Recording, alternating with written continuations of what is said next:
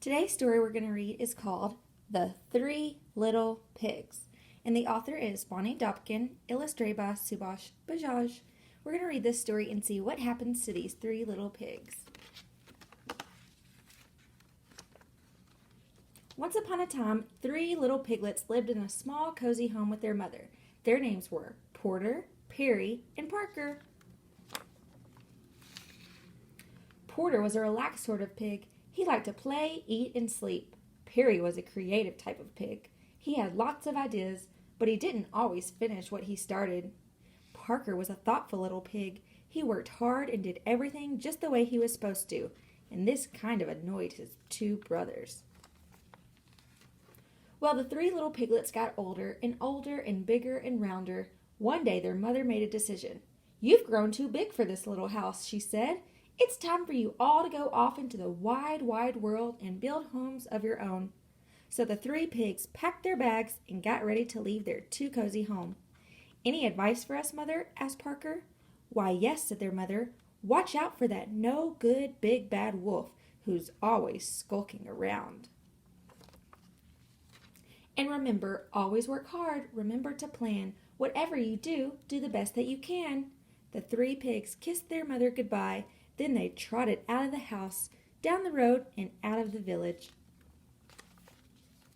Before they had gone very far, they came to a big field full of golden haystacks. "You know," said Parker quickly, "I think I'll build my house of straw. It's a nice color, and the house will be easy to build." "I'm not sure that's a good plan," said Parker. "Will it be warm enough? Will it keep out the rain? What will happen when the wind is strong?" Porter rolled his eyes.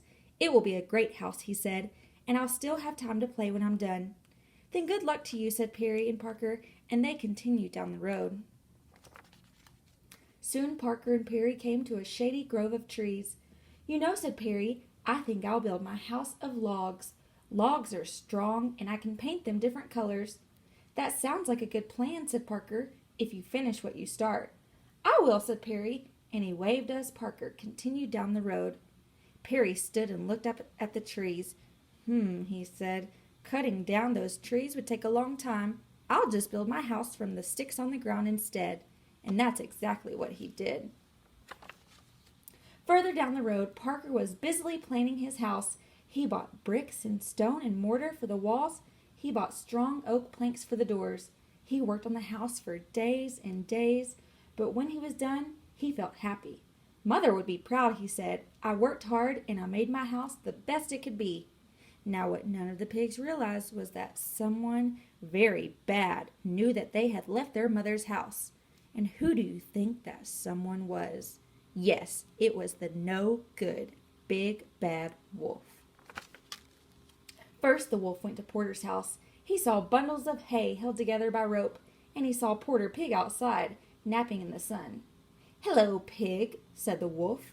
Porter opened his eyes, squealed, and jumped to his feet. He ran into his house, pushed the door shut, and hid under his bed. Now," said the wolf, "I only want to have a chat." "Ha," said Porter, "I know a hungry wolf when I see one." "It really doesn't matter," said the wolf. Little pig, let me come in." "Are you kidding?" said Porter. "Not by the hair of my chinny chin chin." "Then I'll huff, and I'll puff, and I'll blow your house in." The wolf stepped back, then he huffed, and he puffed, and he blew with all his might, and the straw house flew apart. The wolf pounced, the pig bounced, but Porter squealed and he ran. The next day the wolf decided to try again. He strolled down the road until he saw a flimsy house made of sticks and twigs. Perry was lying in a hammock outside. "Hello, my little piggy," said the wolf. Perry jumped up in fright. He ran inside his shaky house, and he pushed a dresser against the door. "Ha," said the wolf, "does he really think that's going to help?" He cleared his throat. Little pig, let me come in." "No way," said Perry, "not by the hair of my chinny chin chin." "Then I'll huff, and I'll puff, and I'll blow your house in." The wolf stepped back. He took 2 huffs, and then he took 2 puffs, and then he blew with all his might. Sticks and twigs swirled in the air. The wolf pounced, the pig bounced, but Perry squealed and ran.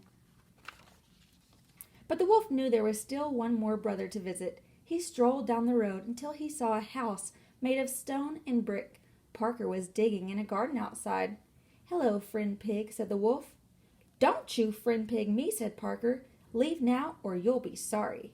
"I doubt it," said the wolf. Parker went inside and slammed the door. The wolf heard 3 locks locking and 4 shutters slamming. He stood back. Little pig, let me come in." "Not by the hair of my chinny chin chin." "Then I'll huff and I'll puff and I'll blow your house in." "Go ahead and try," said Parker. The wolf huffed 3 times, he puffed 3 times, and then he blew with all his might.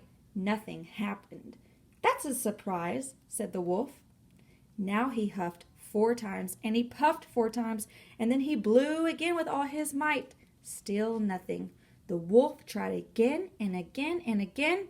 "This is not going at all the way I expected," he said. Finally the wolf fell flat on his back, puffing and wheezing. He heard the shutter creak open. "I knew my house would stand up to that no-good wolf," said Parker. "I'm just glad he didn't think about coming down the chimney." The shutter slammed shut. "The chimney," whispered the wolf, springing to his feet. "Of course." He sneaked to the side of the house. He saw a pile of boxes stacked against the wall. "This makes it even easier," he chuckled. He climbed up the boxes. He crept across the roof. Then he jumped into the opening and slid down the chimney. But down below, water bubbled in a big black kettle that was hanging in the fireplace. Parker threw more wood onto the roaring fire. "Here I come, little pig," said the wolf. "You weren't so clever after all." "Oh, no?" said Parker. The wolf landed in the kettle with a loud kerplunk. Water steamed and boiled around him. The wolf howled in pain, and he shot right back up the chimney. The water had boiled off half his fur. "Oh, no!" cried the wolf. He was so embarrassed that he left the country, never to be seen again. Porter and Perry moved in with their brother, and they lived happily ever after. The end.